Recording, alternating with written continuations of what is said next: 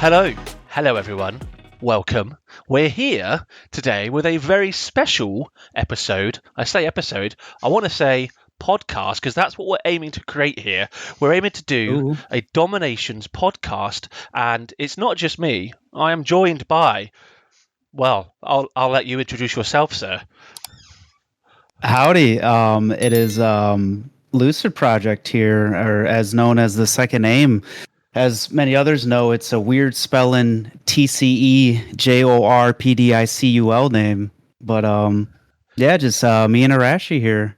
Yeah. The plan is to just talk about DomiNations because hey, we've both been playing this game for quite some time. You've been playing it a lot longer than me, and I maybe think it's nice for you to you tell us your history with this game to start off with, because you're more of a veteran than I am, that's for sure. Oh man. Yeah, man. I've well, let's see. So I've been playing this game since week of release. So I mean, it was at least a few days into like the release date. So, like, crazy enough, I want to say it was like a Friday. I felt like it was a Friday, but yeah. So, I've been playing since week of release, and I mean that's going on like what 10 years at this point. Yeah, so we are now 10 years, which is crazy. Really, it doesn't feel like that. It's dude, time flies, especially when you're having fun gaming. Living life, because 10 years, a lot of things happen. It can happen the last 10 years. So, that's yeah, what we're hoping to do is talk about the last 10 years of DomiNations. But with this first episode of this DomiNations podcast that we are going to call it, we're going to be talking about world wars today. War, yes. And the chances are this might go on for longer than we maybe intend it to. So if that does happen, then do feel free to just stick us on in the background and listen to us whilst you're making your breakfast or on your commute to work, because we've talked quite a lot on voice chat, haven't we, Lucid? And it's we do like there's to talk. A lot to talk about. We can talk about, and this is just war too. I mean, war is the biggest part of the game too. So I mean. Yeah, there's a lot to talk about that we can talk about. So yeah, so I think that's our goal here. I think, and I hope that this is going to be something that people are going to enjoy listening to, because we were saying a while ago as well that like I don't have anyone in real life. I say in real life, I don't have anyone that I know in real life apart from online, of course, that plays DomiNations. Right. So there is no one for me to talk about this game to apart from, well, at the moment, yourself. And it's great to actually be able to talk to a real human being about this game in voice rather than just on text chat. So hopefully as well, anyone listening will be able to scratch that itch of having a little conversation about DomiNations. So yes, funny enough about that, I've actually I met one person that I've talked to in person about this game. The most random way. This was maybe the first few years of dominate, maybe like the first 4 years of the game being out or something like that. I just remember being at work, and this when I worked at like a grocery store. Yeah. And I'm sitting here playing. I'm playing DomiNations. My phone game or my phone sideways. I mean, that's usually a tall sign of knowing somebody's gaming. Yeah. If you see their phone sideways, you're just like, what are you playing? There's only so many things that can be. Are you playing DomiNations? Oh, they're playing Clash of Clans. But someone asked me, it was like, hey, what do you play? I was like, oh, I just play this mobile game. It's called DomiNations. And he's just like, what? No way. It was like, I play it too. I'm like, no freaking way. Another Domi player in real life. It was so random. It was the most random thing ever. Then we would just always just talk about the game, and he ended up joining an alliance I was with. It was really cool. It was a rare experience for DomiNations. Very rare. That's amazing. I've yet to ever meet someone that's just played DomiNations. I say, because a few people at work ask me like, oh yeah, you play that game, you like, what is that? I'm like, I try to explain it to them. It just goes completely over their head. Like they've got no idea. Whereas like, for us, this is like, we know, well, I say say we know everything about it, but we love the game, and yeah, that's what We're we're here to invested. do. We're invested, and we're here to talk about it, and that's the plan. And before we get right into this, just worth mentioning as well that this is going to be posted on both our channels. So wherever you are watching, feel free to check the link in the description, because each of our channels will be linked there. So if you've not heard of Lucid before, please go check out his channel. He's been creating DomiNations content way longer than I have, and he's got lots of awesome videos on there. So please do go check him out as well if you're watching this on my channel. And yeah, hopefully. Yeah, same for Arashi too, man. Arashi's been on the big come up, man. Big come up on the creating content for DomiNations, man. Like, hats off to you, man. You do a great job at making videos. So. And a lot of people dig them, so that, I mean, very much. I enjoy. I'm glad to see other people making them. Yeah, it's great to see it, man. Because I tell you what, when I was coming up doing a lot of that, I just feel like there's just so little people making content, or even just, I mean, not even so much content. I can't say I do a lot of in parentheses content. I mainly just uploaded videos with no talking. I mean, sometimes I would. Apart from the streams, actually, I sometimes forget how much I've actually streamed. I go back and look at it. It's actually wild, but yeah, like, I mean, it was just such a rare thing, and I took breaks. I took quite a few breaks here and there, and I remember when I came back, this past year.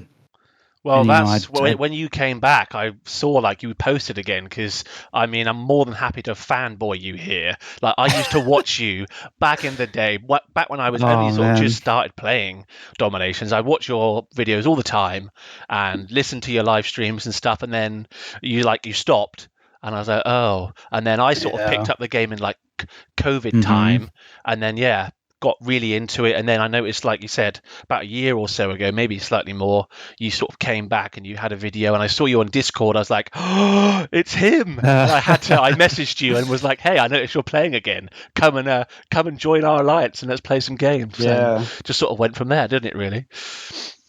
Well, I'd say like coming back and then like looking on the YouTube, man, like I just seen like there's just so many more people making videos. And it was just so cool to see, man, because I would say it was kind of pretty stale when I was like really active at the time. There's some people, but really wasn't much. But like now, I mean, there's quite a few people. There's a lot of very small people that sadly don't get a lot of attraction. Yes, but they do post a lot, and there's a lot of people worth checking out, I'd say, especially if you want to learn attacking strategies. I mean, they're out there. You just kind of just got to find them and subscribe to them. Well, you got to do some digging, but I mean, maybe we could there's a lot out there link a load of other people that we may know in the description as well. So if anyone is looking for other DomiNations stuff out there, then we'll put that in the description. So drop it in the video.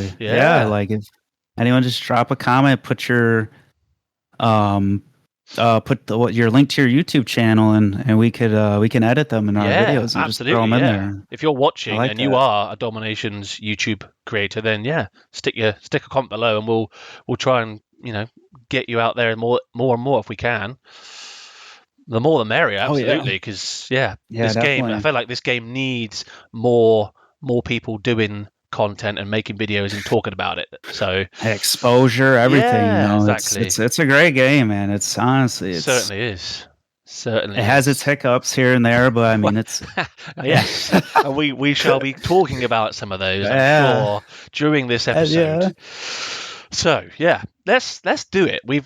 I feel like we've set out what we're here to do. Hopefully people know now a little bit about us and our sort of backstory and why we're doing this. So we're here to talk about war. And well, most recently, I'm sure everyone watching this will know and be very well aware of the new Tournament of Glory system, which has has completely new leaderboard and new everything. A bunch of new stuff, man. Where do we start on that? Yeah, well, Sheesh.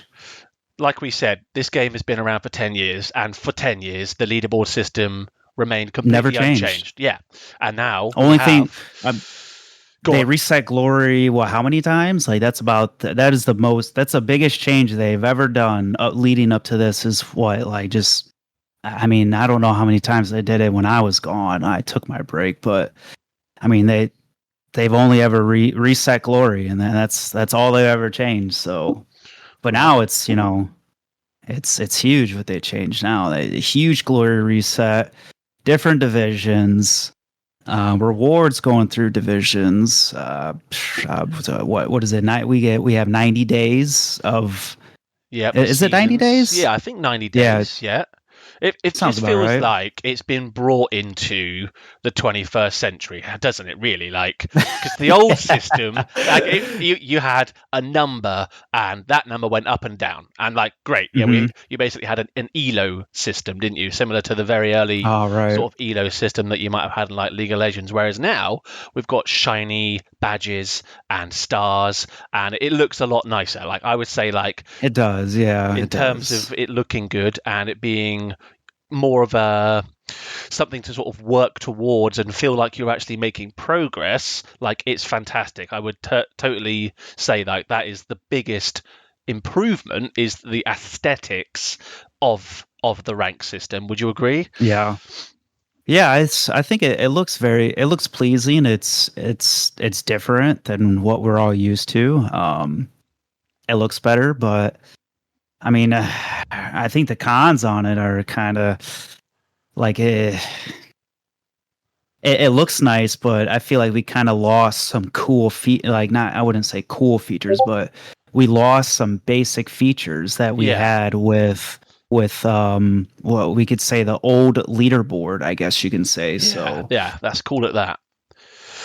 Yeah, like to now you can't. Well, let's start with the fact that you can't see anything outside of your own no, rankings, yeah, can you? You can only literally see you're sort of almost, yeah, just confined to only in your your own division, aren't you? y- right. So like, man, that kind of makes me think about like all the really small alliances, man. Like, I feel like a lot of times, like people coming up in this game and alliances coming up in this game that want to improve, they could in the past they could always, look at the top 100 and just be like, oh man, that's the number one team, or it's Yeah, like the yeah, top 20, look at these teams and now they can kind of only see the best people in their division. So it's exactly. kind of, Yeah, and kind of wish we can look around a bit more, So, I believe there are some uh, people that I have come across as well that think that within their division, like the number one alliance is the number one alliance overall, are not even that's what it aware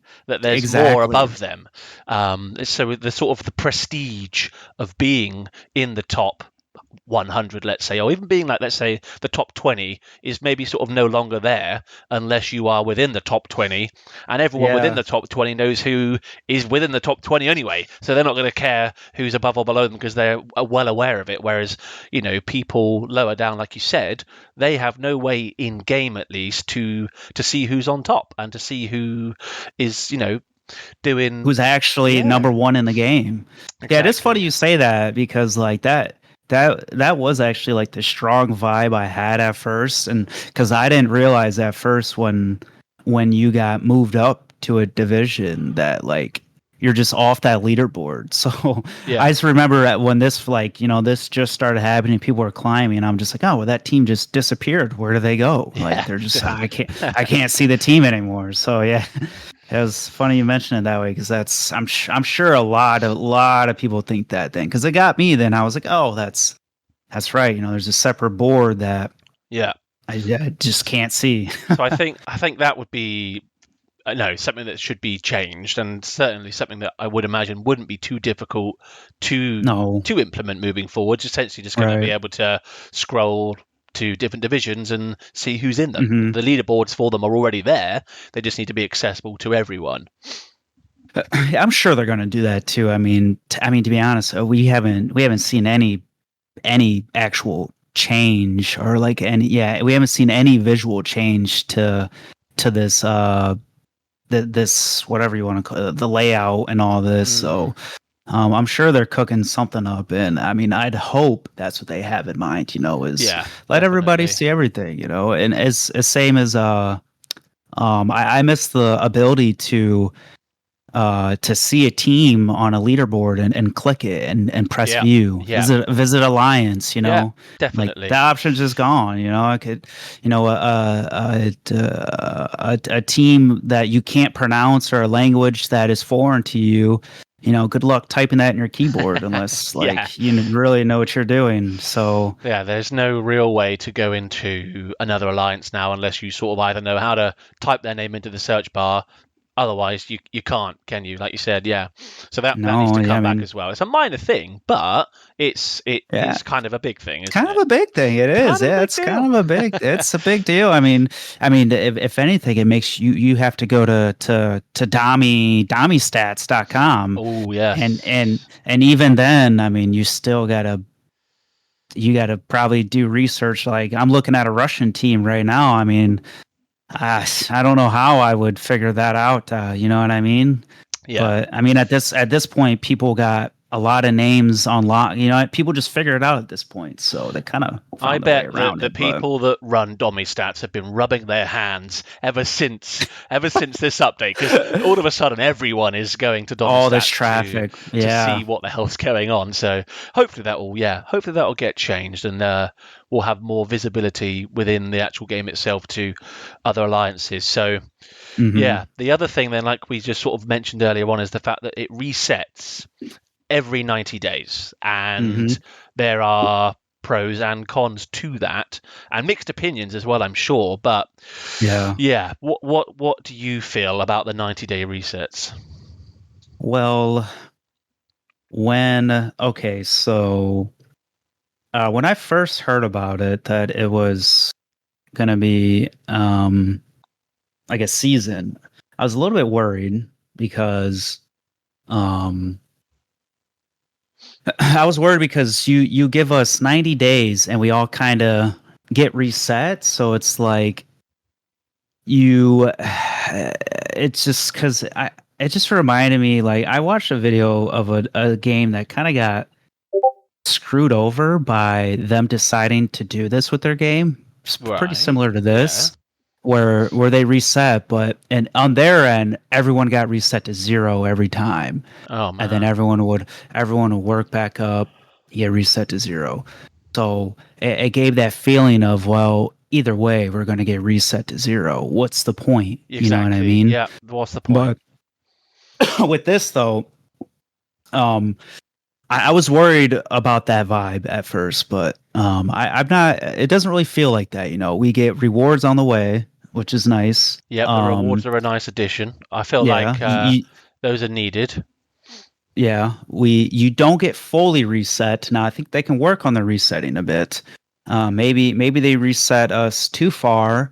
Because it kind of sucks. I'm looking at mine right now. We're 4-star prestigious. And if we happen to get, say, reset tomorrow, we get reset to 1-star prestigious. So it kind of sucks. We worked all the way up to 4, just get put back down to 1. So it'd be nice to not get reset that far, because that's 100%. That's money. I mean, that's troop tactics used to get that far. So I mean, actually, almost when you get towards the end of the season, is it even worth trying that hard if you're not gonna make it to the next division? This is the thing, isn't it? Like, people that want to progress are gonna be obviously spending money, mostly, I imagine, on those premium troop tactics and buildings and all those things to help them get that edge against their opponent.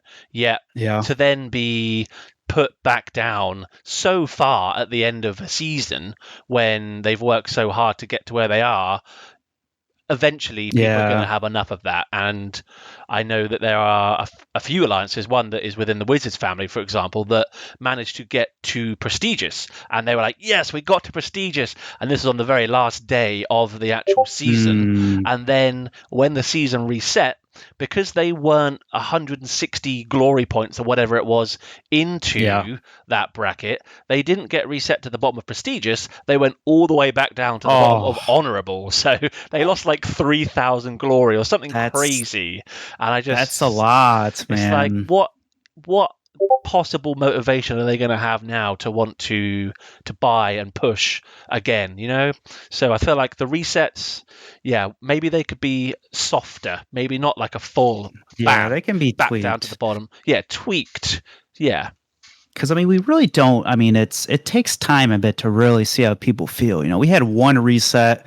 People are probably feeling a bit. We'll see on the next reset. Maybe people are just really going to be like, man, and like here we are again. Like we got to 4, and we just that's yeah. I think it can be tweaked a bit, but I mean that's trial and error. I mean, I didn't really expect them to come out the gates with something perfect. But Yeah, I mean, of what do you course. what do you think about it? What do you Well, I think about the? suppose there's the flip side, isn't there? So let's say you do get well into the next one. So let's say you were honourable at the beginning of the season and you get into Mhm. prestigious, and then all of a sudden you're like, oh my God, we're facing like really hard teams now. Then the reset happens and you're now on a level playing field with your glory to all the other alliances within prestigious, I suppose. And it would be fresh, I suppose, because you'd be matching teams, I don't know, that maybe aren't as hard as when you first reach that division. But Right. there's, as we know, many other things that sort of come into matchmaking, not just a team's ranking. And I know we were gonna talk a little bit about Oh, war weight, weren't we? So perhaps yeah. perhaps now is a time to get onto war weight, because yeah, that's one of the things that I feel is certainly more noticeable, isn't it? It's huge impact in the game. And like, did anybody think in the beginning of the game? Well, war wasn't even a thing at launch a game. Um, but I mean, how much impact do you think war weight has on this game? Like, it's got to be a tremendous amount, like tremendous. Like, I mean, like Absolutely. if you're not taking war weight into consideration, then I mean, you're probably losing a lot of wars. Yeah, yeah, I definitely. mean, just Like, straight up. I mean, this is it, isn't it? So, like, war weight is obviously a massive factor to matchmaking, to world wars. However, it's a variable that you can't necessarily see, or or really. What am I trying to say here? Like, you hard to can't. gauge. I mean, Yeah, you don't know what your war weight is. I mean, people do have obviously an understanding of what accounts are going to have a high and low war weight and how to manipulate it as such, but you still can't see it, can you? That's what I'm trying to say. It's well, like yeah. what do you know off the top of your head that like so if we're on the war weight topic, what can you name that affects war weight? I mean, it's going to be a lot of stuff, but but like Well, what like off the well, top of my actually, head, yeah. it might be easier to say what doesn't affect war weight actually.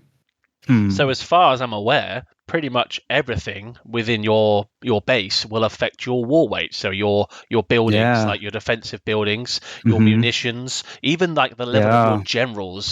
generals that you're not even using, the level of Exactly. those Not will also not even affect it. active generals. Yeah. So people that, Well, let's actually, say, yeah, it's it's technically just like war weight is literally just it's based on your complete home base. So that's or actually what we can say what's easy here is what we know for sure, I think, right? Museum doesn't affect war weight.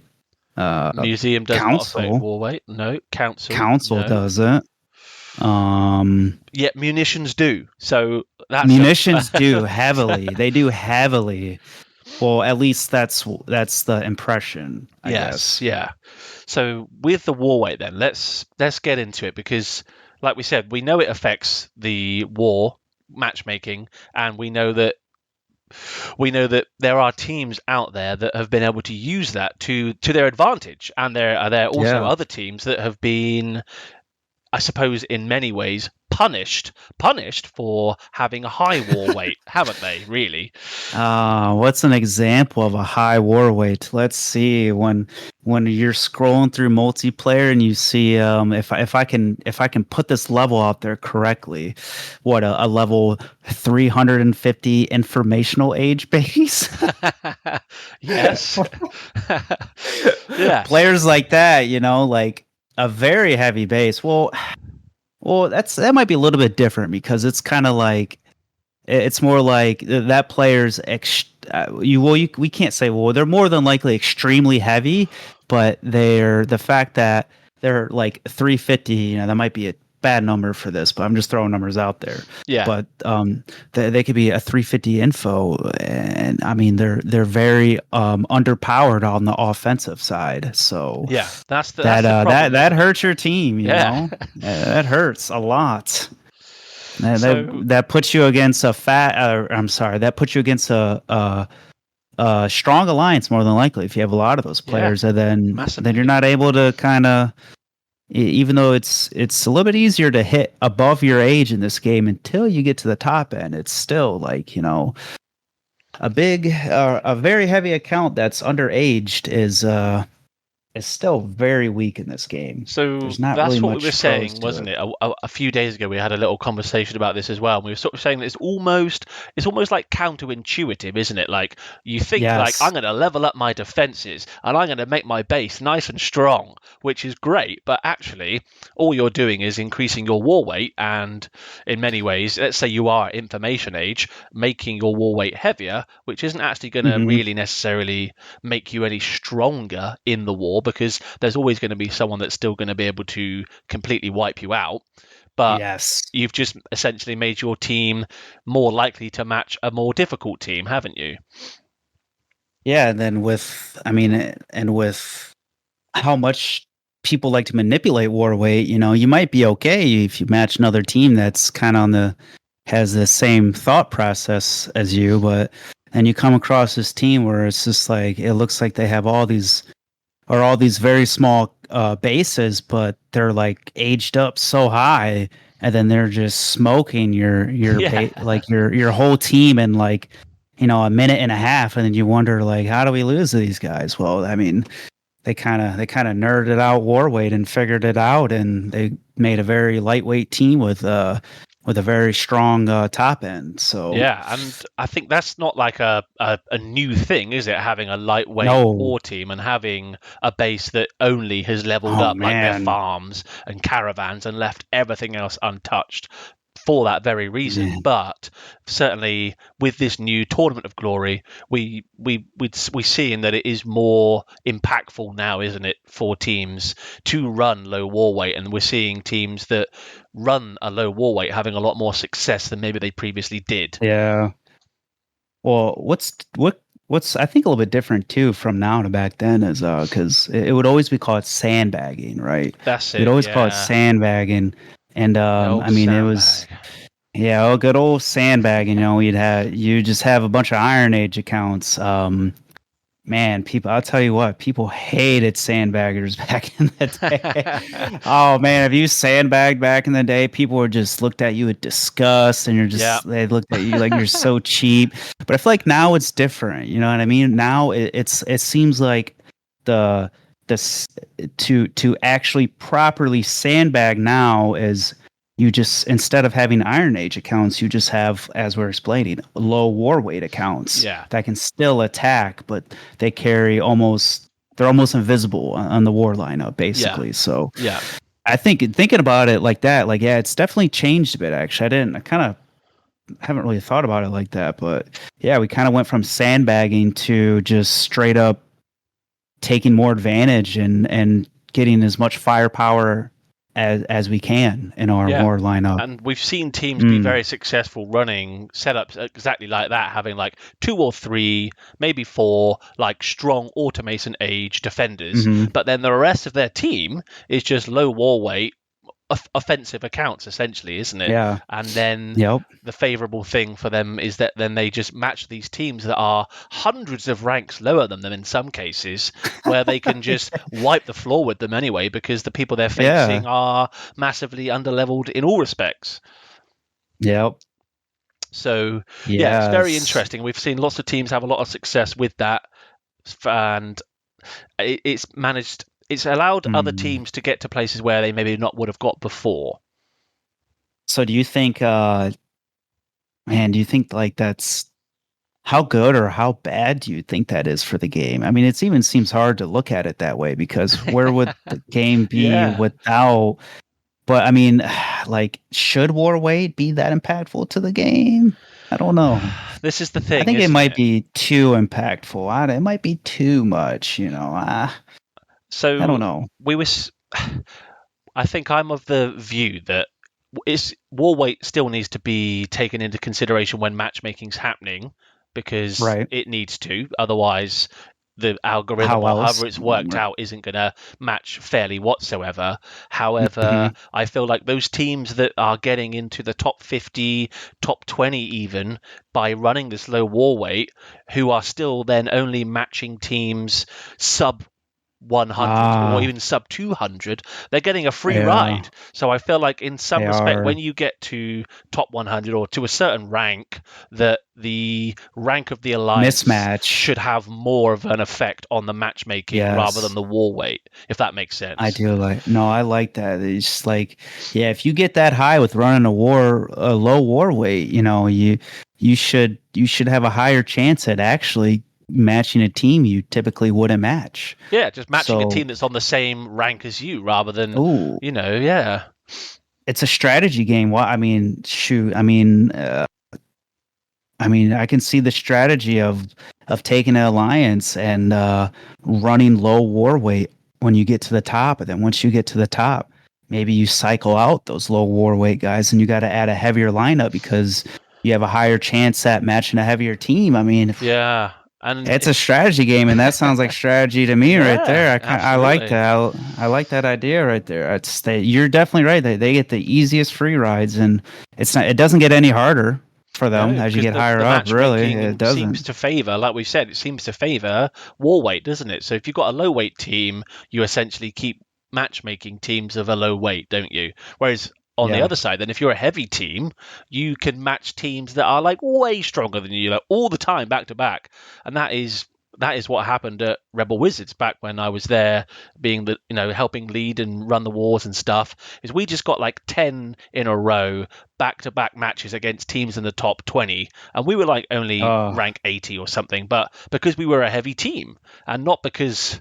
Not that we chose to be, we just had a lot of players that were, high levels that didn't necessarily yeah. have like the best museums, but we were being shafted Yeah. by the matchmaking because we were heavy, whereas there were other teams, maybe sort of lower weight, that were having, like we said earlier on, having a free ride. So maybe the matchmaking could be tweaked, I would say, somewhat to, yeah, like we said, incorporate the rank of a team more than the war weight when you get to those higher ranks. Yeah, I think there should definitely be a chance to match almost what feels like an unbeatable team if you get that high, you know. Yeah, And still if it's that way and you guys are and then the teams are that close in rank, I mean, I hate to say it, but the team that's much heavier than you, they'd probably still get decent glory because you guys have just as good of a rank, you know what I yeah, mean? that's So, it, isn't it? Like, and with the win streaks now as well, that's something we should talk about. Is the fact oh, that when a alliance is on a win streak now, they get even more glory. So these low weight alliances that are constantly winning all these easy wars are like loving life because they're getting more and more glory for beating easier easiest teams. glory. It used to be so little glory you would get for Mm, mismatches, and now it's just like 150 or 200. I mean, I haven't really seen, I would just about every glory gain I've seen since this tournament of glory is just like, it's acceptable. I'm like, okay, like that's not bad. Like 150 or yeah, 230 for this team. Like, well, I'll take it. Like, come on. absolutely. Like 150 glory, like that's back in the day. That would be considered like a good amount of glory to win, wouldn't it? Yeah, And you'd that's, fight hard yeah, for that. man.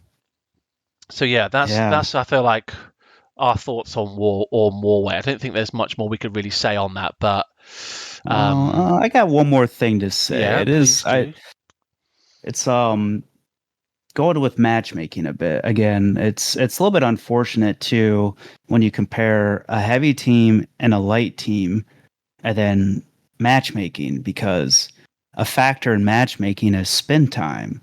And um again, obviously for the lightweight teams, I know we talked about how a lot of players like to remain kind of heavy or they push a or they stay low and They get heavy, but they're still relatively small counts in a way. They're not like max 480s and stuff like that, but it's still like it's much easier to match those teams because there's just so many like I mean the average player in the game is not a max player.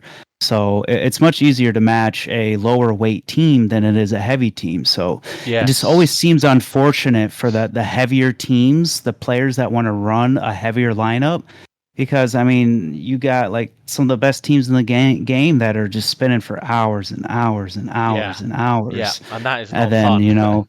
then your team finally spins, you get an instant match, and it's just like, well, crap, you know what I mean? But no, they've been spinning for like 6 hours. So I mean, the way the algorithm works is it's a perfect match. So it's a little bit unfortunate for the heavier teams. You kind of the pool is very small and.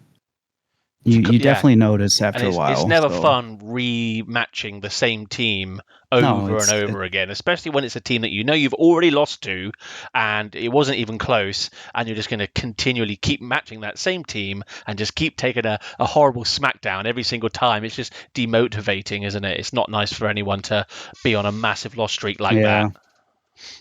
I mean, even on the other end, we could easily say it is fun to constantly beat a team because on the other side, yeah. I mean, it is fun, but at the same time, it's still not nice to like. It'd be nice to match someone else because I've been on that end where, we had like 5 wars and we matched like the same team 4 times out of the 5 and easily beat them every time, and it's just like, all right, well, I mean, it's cool, but like. Kind of feel sorry for them after a third win. Yeah. Gladly take another team, but I don't know. Is that a pool problem with the pool size, or is it just the timing? I don't know. Yeah. But yeah. So Warway, maybe just like having some more visibility in game about it, like maybe like your alliance could have some sort of rating that like what your Warway is at least. I don't know. Funny enough, I mean. Domi, I mean, I don't know how many people are familiar with Domi stats, but Domi stats seems to have the craziest information about the game, and they literally tell you the weight of your team. So like, why does Domi stats say that, but it doesn't say it in game? I don't know. We'll put a link for Domi stats in the description below, and have a look on there, and you can see it's lots of info. It's grouped teams into their war weight. So you've got the heavy teams, the medium teams, the light teams, and then you've got like the super light and the fly teams, haven't you? Something like that. Yeah. Hell, you can even see the person who contributed the most to Parliament in a single day out of the whole game. Like, who is running Domi stats? That's what I want to know. Yeah. That's what I want to know. I mean, hats off to them. It's a great website. Lots of amazing information on there. But it would be better, I think, if some of that was more in the actual game, wouldn't it? I think that's what we would seriously prefer. Or even just like on the Domi World website, like that portal. You were saying the other day, like how much of an amazing portal that's becoming. It is, man. They can make a lot of use out of Domi World, man. Our DomiNations World, like that's their key right there to everything, I think. So yeah, I mean they're getting there. I mean they're putting patch notes there. There's a link to the forum on there. You can log into multiple accounts on there, but I mean, they can definitely do more. I mean, we need more information on that. Yeah, for sure. And like we sort of had again, sort of going back to things we talked about previously, like they are doing a lot with the game at the moment. And did we want to talk about the new update that's coming soon about the fighter nerfs? Do we want to talk about that, or should we save that maybe for another episode? Up to you.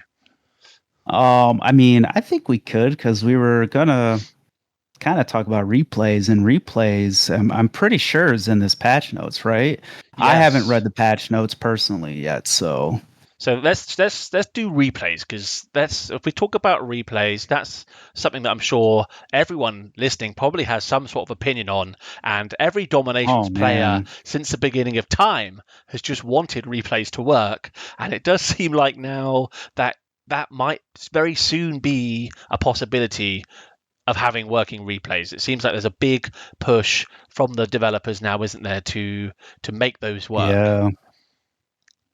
Yeah, definitely. Sorry, I was reading it a little bit. Yes, I mean that's like. I think everyone can agree. I mean, it's the most wanted thing in the game right now. I believe a lot of people don't want new things; they want to see previous features and stuff fixed. And Yeah, definitely. and replays got to be the biggest thing. I mean, like as you get farther in the game, like a more complicated base and munitions and everything, replays get worse and worse. Yeah, So it's really hard, isn't it, to see how your attack has gone when you can't even see like half of the replay of that attack, like just from like 30 seconds in or what, not even less than that. Sometimes the replay is it's just instantly rubbish, isn't it? Like, I mean, right out the gate. I mean, this is. I think. I mean, I don't know how easy this is, but to me, it sounds easy. But when you do, when you do a war attack, and say you're fighting against coalitions, and they spawn in your live war attack, right? The coalitions come out. Let's say they come out by embassy in your live attack. Like I'm doing my attack right now. Egyptians are coming out by the embassy. That's just where they're coming out. I do my attack. I get 5 stars. Cool. I go watch the replay. It boots up, and this time the coalition troops are spawning from the dock. yeah, It's like that every time. So it's like things like, and then that instantly throws a replay off, and that's just one of the things. And I'm just sitting here thinking, like, why can't the game just like, why can't we have stuff like that just be? I don't know, man. It's, you see what I'm saying? Yeah, with it, 100%. Like in layman's terms, and I guess for all of us people out there that don't obviously understand how the game is coded and how it works, it should be simple in many respects for us at least to think, hey, well, we must know where they spawned in the live attack, so why wasn't that variable saved and incorporated into the replay? Now, I've got a little bit of coding experience. I say a little bit. I did my degree in coding. I no longer do it anymore. I did not know that. You'd think that would be something that would be easily fixable, but it seems, at least with the most recent sort of information they've been giving us, that the replay system is a lot more complicated than perhaps many people think it is. So, understandable that it has taken so long for it to be fixed, because it seems like quite a beast of a thing for them to tackle. But maybe it could have been a priority earlier on, I don't know. Much earlier. I mean, how can anyone ask for advice? I mean, it might be easier. It might be easy for maybe because a lot of the player base is not as deep into the game, and replays aren't as complicated in the early stages of the game because there isn't as many variables. Yep, true. So maybe that's why it wasn't as high of a priority, because not enough people were complaining about it. But you get to the top end and it's just, it's awful. But I mean, the amount of auto age players, auto and what's the in drone age compared to, let's say, Cold War and space age, it's probably massive, Yeah. And replays on a Cold War and space age. I mean, my experience, I'm coming up with a second account that's in the Cold War age. I mean, I'm pretty sure that the replay is damn near accurate every time. Yeah, I mean, but I mean, there's just not a lot going on. So I mean, it doesn't shock me, So the biggest wrench is probably coalition troops, and I mean, it just changes it a bit, But yeah, so maybe that's why it hasn't been a priority. I don't know. It's good that it is obviously come to the forefront now and that it is a priority, because replays for a strategy game are kind of important, aren't they? You can't improve your strategy if you can't see what the hell went wrong when you were attacking, and likewise for defense, you can't improve your base layout if you can't see how the attacker accurately attacked your base. So it's great that it is now being communicated more, at least to the player base, about what they're going to do moving Yeah. forwards to put it right, just hoping that it's not going to take another 10 years for it to happen, you know? I mean, I really hope they nail it hard, man, because I tell you what, at this late in the game and people seeing that, I think half the people just looked at it and laughed when they saw that they were talking about replays. I Yeah. mean, Yeah. and we're all just like, yeah, okay, that's kind of what that's got to be what a lot of people think, you know. I try to be as positive as possible. I'm like, yes, Oh, fine, yeah, replays, absolutely. replays, like let's go. Just, and other people are just like, yeah, okay, we'll see. I'm just Yeah. like, I'm like, yeah, you're right. I You know. can No, understand, I'm can't you? hoping. Like people Yeah, fed up and player bases and yeah, dude. stuff Like, come on. shrinking.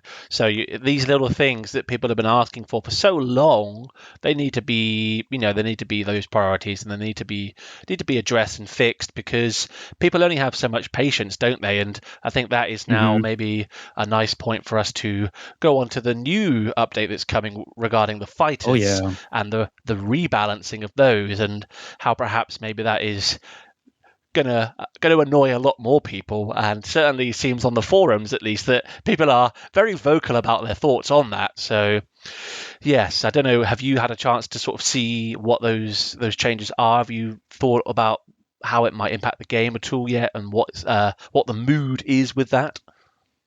You know, I am looking. Oh my gosh, I'm just now kind of looking at the the changes right now, which is they're mainly what let's see, they're mainly talking about it's fighters and defenders. So Yeah, so oh man. in a nutshell, essentially fighters are going to have their damage decreased by 50%. Yes, Oh my halved. gosh. Fighters' damage is going to be halved, and not only that, their damage to town centres and a couple of other buildings is also then going to be further reduced by another 40%, meaning essentially fighters can only Oh now, wow. yeah, fighters can now only kill defenders. Wait, okay. So here's a few things with fighters. So they got some movement speed, cool. They get some turn speed, that's cool. They lost 50% damage, ouch. Big ouch. Um, Yep. versus cavalry and heavy tanks, they got increase of 100% damage. That that's kind of cool. I mean, that aids what should be the whole point of the fighters, which is So to kill defenders. that plus 100% damage that they state there is a little bit misleading, because it also then says Is it? just after that, I think, about how that is to negate the 50% reduction, or What? some sort of wording. Let me just get it up as well. Yeah, I'm looking at it right now. Yeah. This neutralizes the 50% base damage reduction when damaging. Oh, Yeah, so basically the base damage is being reduced by 50%, but then the damage versus heavy tanks and cavalry is then going to be doubled again to put it back to what it was before. So some very okay. sort of weird way to explain it to the players, but Yeah. yeah, it in some ways confusing as well. But yeah, either way, the base damage on fighters is being reduced by 50%, and from what people have sort of been saying or speculating, essentially fighter attackers now are going to be unable to unable to do what they've been doing, Mm. essentially. Well, dude, I mean, the fighter attack was pretty strong. You know, the fact that you would see people just completely destroy a town center with I mean, what a recon and what 6 fighters. It's maybe a little bit absurd, but So huh. yeah, it's a tricky one, because it is, or I'm going to say it is. Let's talk in the past tense now, because it will soon not be. It was a very Mhm. strong attack strategy, Yes. but it's also one that you need and have to use premium tactics for. And I suppose it could be argued that the reason it is so strong is because you're using an extra 2 airstrip troop capacity. Ah, You're yes. also Yeah. using the recons, using the Tupolovs, or whatever you pronounce them. So you're having to use like 3, 4 premium things to make the attack work, and you know to then also, not only that, for it to work, you also need to have like a top tier museum as well. Like you need to have your fighter You need damage, essentially, 140%. You need yeah. a lot. You need a golden council, like, and that isn't cheap either. To then, No, say that it's a strong attack. It is a strong attack strategy, but because it the is. people that use it and make it successful have all of the top things to make it work. And even then, like I was speaking recently with a player who is a very good attacker and used to use it, and is very well acquainted with the attack strategy. At the top ranks, people don't even use fighters really. Like it's all about the bombers, isn't it? Oh Bombers are man. really fucking strong. Oh, swore. That's fine. That's No, okay. But yeah, flag it. fighters. Yeah, we'll beat that out in post production. I don't know. Yeah, so fighters, I just feel like they weren't necessarily ridiculously strong like they've been made out to be. I don't know. What do you think? I know you said you think they were strong, and they were, but for all of the reasons we've sort of just talked about, I don't know. Well, I'm gonna stay in the middle. Well, one, I'm quite shocked to see. I mean, I'm quite shocked to basically see that this is a big defensive buff. I see we got defender. We haven't got to the defender part yet, but Yeah, so that's another maybe big part. defenders are stronger, and from what I see here, I mean, fighters they're basically nerfed here. I mean, this is basically a nerf. No, I mean, Yeah. there's nothing that tells me that they're either the same or better. Like it's basically a nerf. Yeah, massively. Yeah. I mean, I do feel like maybe this will make fighters that I feel like the attack was so strong that I think fighters were they were doing more work than they should.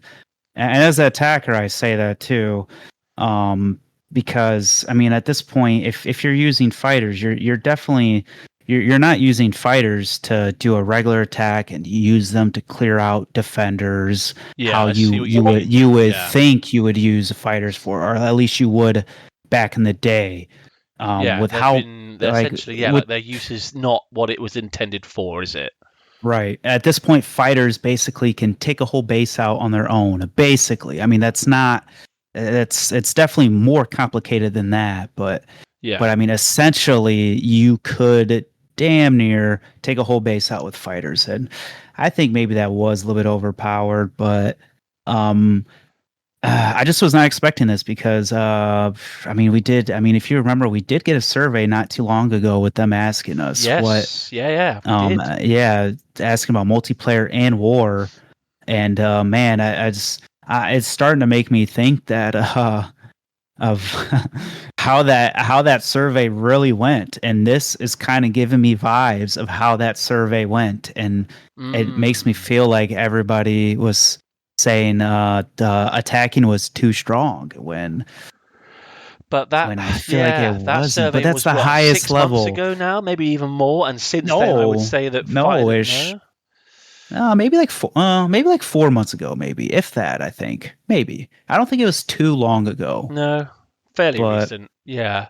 I don't know. It's a tricky one. I think we're going to have to I think we'll see how it plays out, because it seems as though this is going to be going ahead. There's no ifs or buts about it from what I can gather. right. So we're just going to have to take it and see, and just hope that, well, I hope there's more. Yeah. I hope this is just more. one. Yeah. There's at least more they tweak, like hopefully they don't just do this and they leave it for 4 to 6 months and then we finally see another one. Like let us start rolling some stuff out with like the changes to troops. But yeah, I don't know. I'm kind of on the fence with this. I do feel like the fighter attack was very strong, but it wasn't easy to do.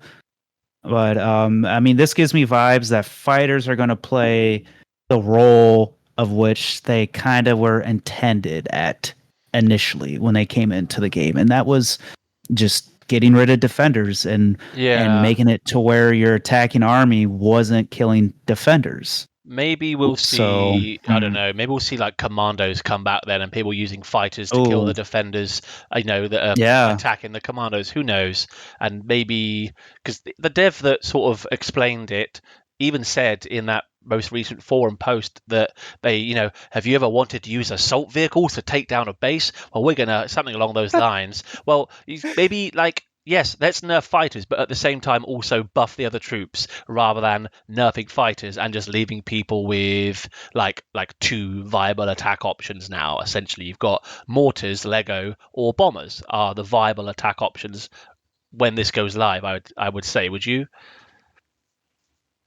Um, I'm sorry. I'm sorry. What'd you say right there at the end? You said that. So they've said in the post that they want to make more attack strategies viable, Yeah, but all they're doing in this update is essentially removing one of those attack strategies that people have they used are. and put a lot of money and effort into building, these museums and councils to be able to perfect and do this strategy.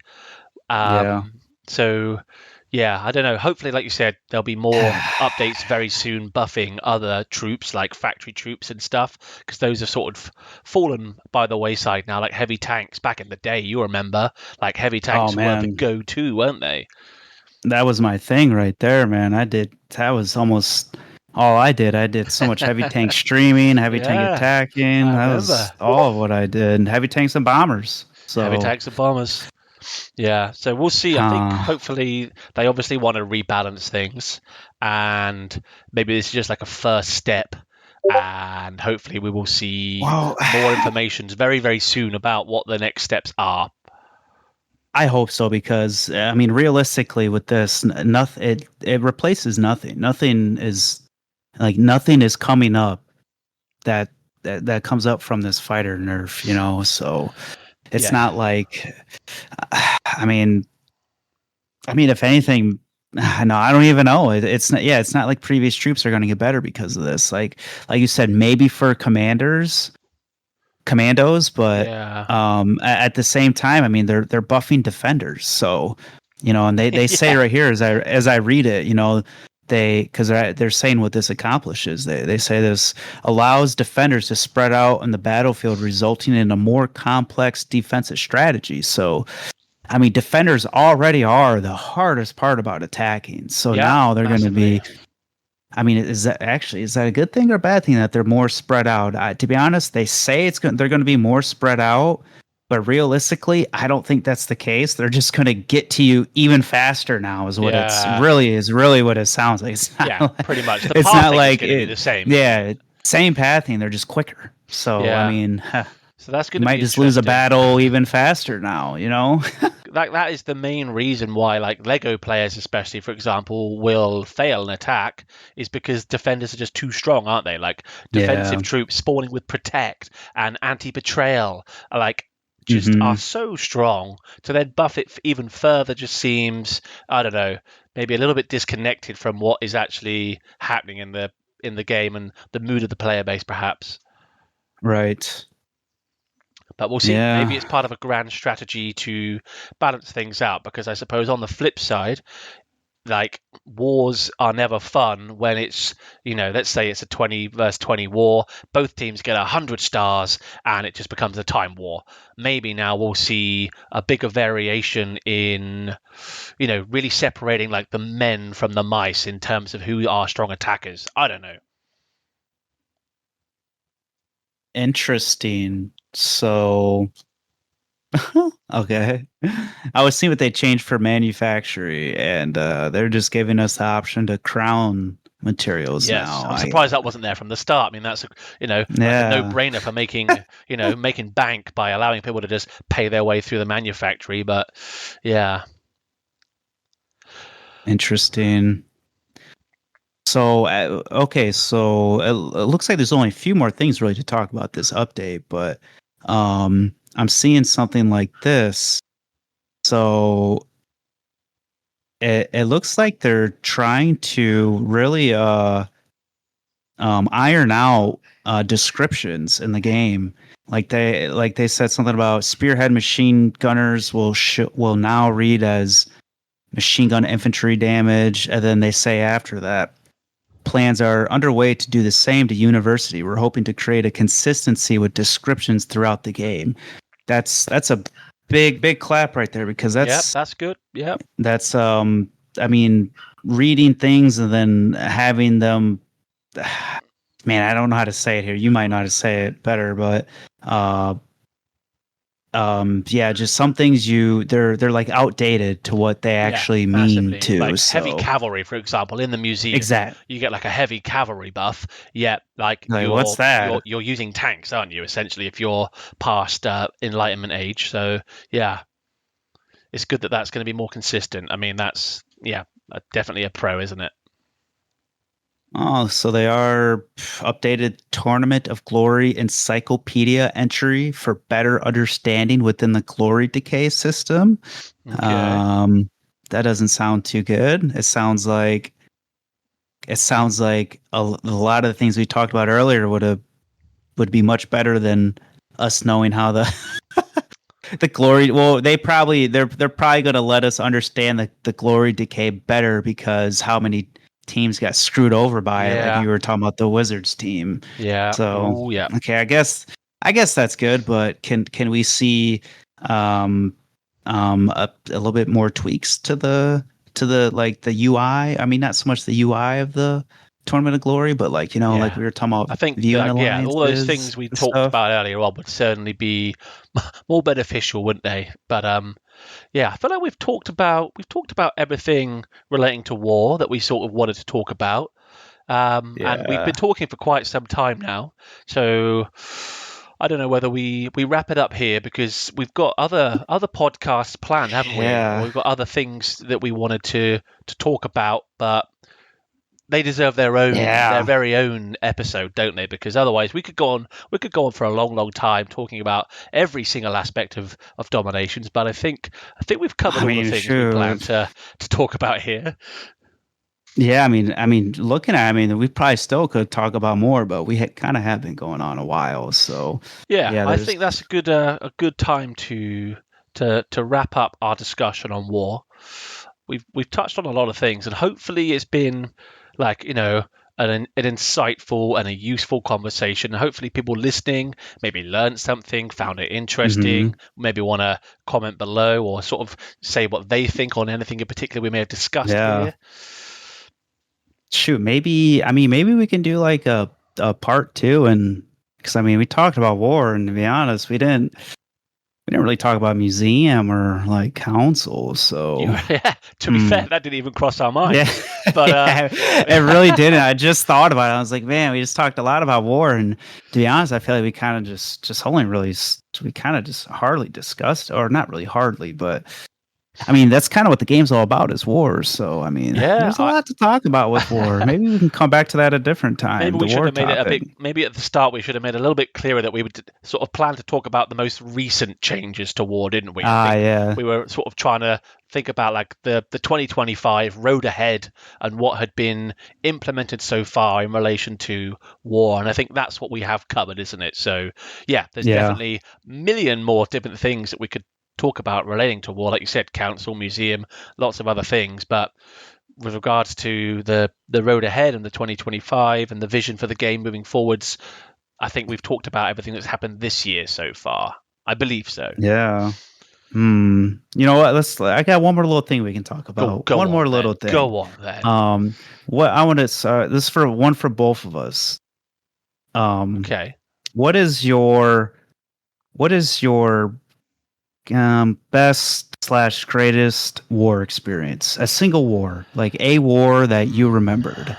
Well, I would have to. It would be back when I was at Rebel Wizards, back when, like, I was like fully invested in war planning and like looking at Ooh, the enemy teams and dissecting their museums and making the ooh, detailed war plans. plans. Yeah, like we had many good wars like that came down to like the last couple of seconds. Probably, Yes, the best wars those are are the the best ones. wars, dude. Yeah, Yes. the best wars are the ones that come down to like those last like final minutes of the war where both teams are trying to like eke each other out and almost like play a game of chicken to see who's going to make their attack first, to see whether or not they're going to need to use Yeah. premiums or go all in. I think I had a lot of wars that came down to those last few minutes, and for me those are the most rewarding and most enjoyable when you win them, because it's like, yes, we finally, we did everything right and we earned this win. Do you have one that stuck out, or like maybe like a certain team that you defeated?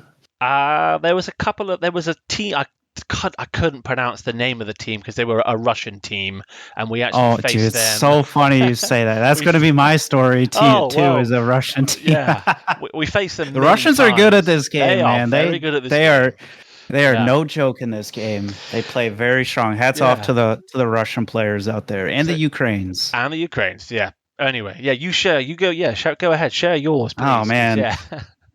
dude, I got one where again I probably could. I feel like I did figure this name out before, but there was it was a team that we played. This was way back in the day when I was running the lines called Energy, I believe it was, and we were playing against this Russian team, but it was a classic war. You know, we're coming down to the like the last half hour, 20 minutes, and it's pretty much down to man, like like they have like two players left to attack or something, Yeah. and I think maybe we were about finished up, and we're just watching at this point. We just got popcorn. We're watching. Are they going to do it or Yeah, what? yeah. And and we're just stalking their alliance, like Seeing who's online. seeing who's online. Yeah. And they had this player. Oh, I remember the player's name. They had this player named Dante. Oh, They had this player named Dante that oh. wasn't logged on for like 100 days.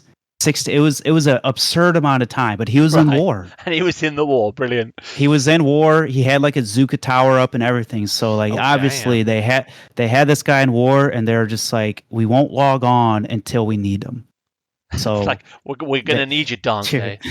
dude, they play against us and they need Dante. Oh And man. we're all just like, is Dante gonna log in? Like, we're just waiting for Dante to log in. Is he gonna Dude, do it? last 10 minutes of the war, Dante logs in. Oh man. And we're all just like, oh, it's crazy, dude. Wow. Dude, he gets on. I'm pretty sure his first attack 5 stars. And we're just like, no. We're just like, no, Dante. Dante's Stop here. it. Like, come on, Dante, no. And then, crazy enough, like his second attack, he ended up failing. He didn't make it happen.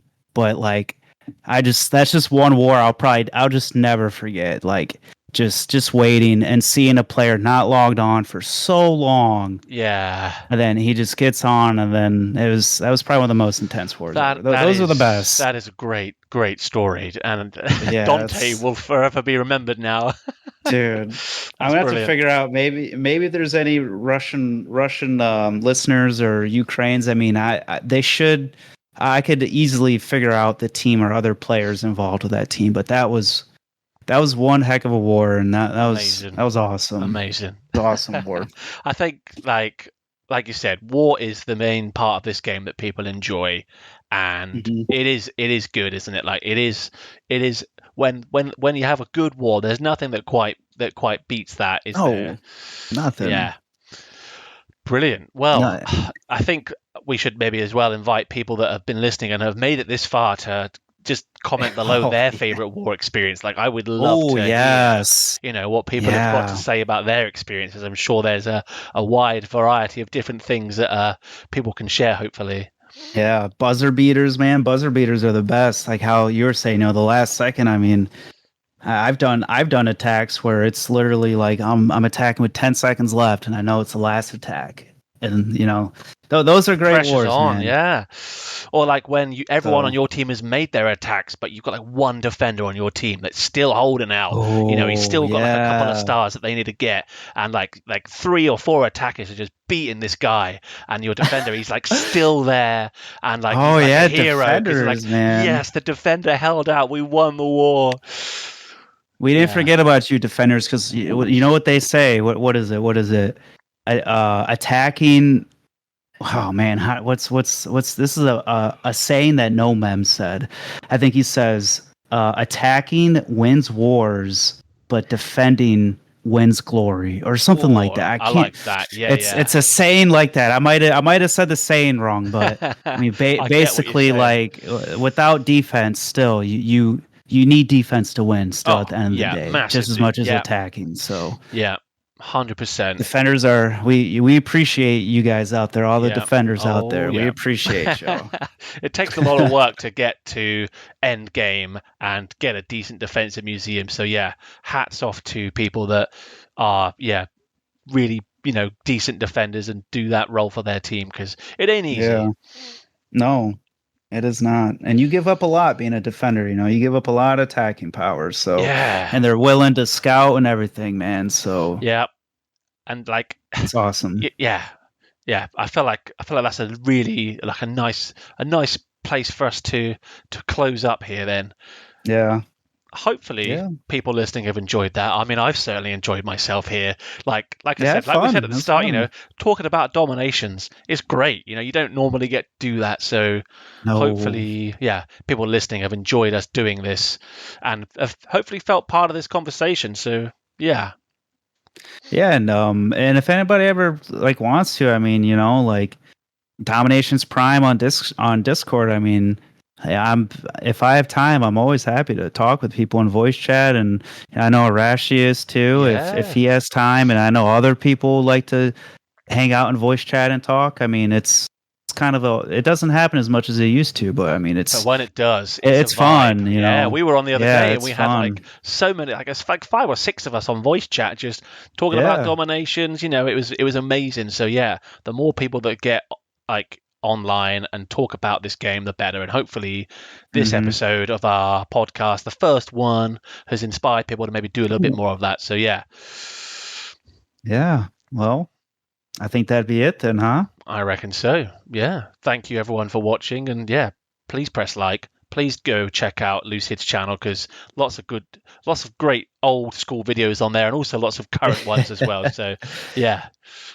I'm slacking, but I got a bunch of uploads I'm gonna be getting out there. So I do have a lot of stuff in my storage. So hopefully we'll get those out here soon. But yeah, hopefully you guys had a lot of fun listening. I guess till the next episode. Until the next episode. Right, we'll leave it there. Fantastic. Peace out. Later, guys.